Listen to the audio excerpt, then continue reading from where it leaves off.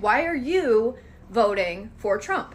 All right, young lady, I'll be happy to answer that for you as somebody that is a former Democrat. I'm a two-time bone cancer survivor. I voted for Obama Biden in 2008 based on Obamacare. And then when Obamacare was implemented, I promptly lost my insurance. I could not keep my plan. I could not keep my doctor.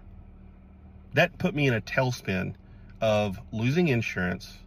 And then on top of that, I got penalized for not having insurance that I could no longer afford. Now, that was pre-Donald Trump political career. That had nothing to do with Donald Trump. That had to do with the Democratic Party leaving me behind, even though I voted for them. Now come along to 2016. Donald Trump campaigns on getting rid of the penalty for no insurance. And he did that. Helped my family out and me specifically. Then he campaigned on tax cuts. He did that. I got a tax cut. My employer got a tax cut. My employer then gave all 200,000 plus employees raises because the tax burden on them was less. Now, ironically enough, that company was Costco, a very liberal company that backed Hillary Clinton in the election.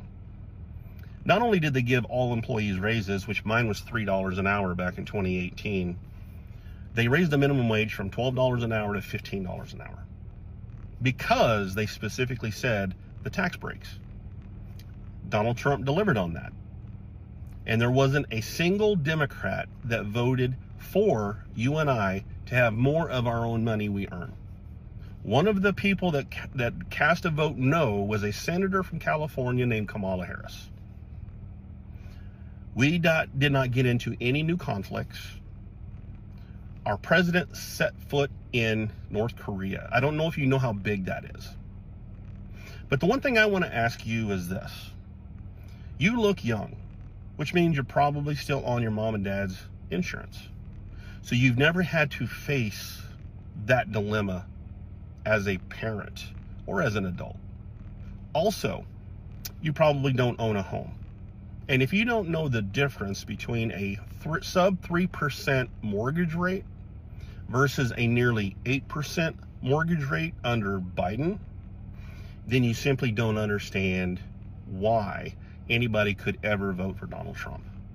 To me, since I know how all that works, my bigger question is, why on earth would anybody vote for Kamala Harris? Because she's sitting here saying no tax on tips, but yet in 2023, her and Biden passed a bill, and she was the deciding vote to make this a bill, where you had a new way of reporting taxes on tips, and they also were going to hire 87,000 new IRS agents to audit us, to make sure the government got more of our money.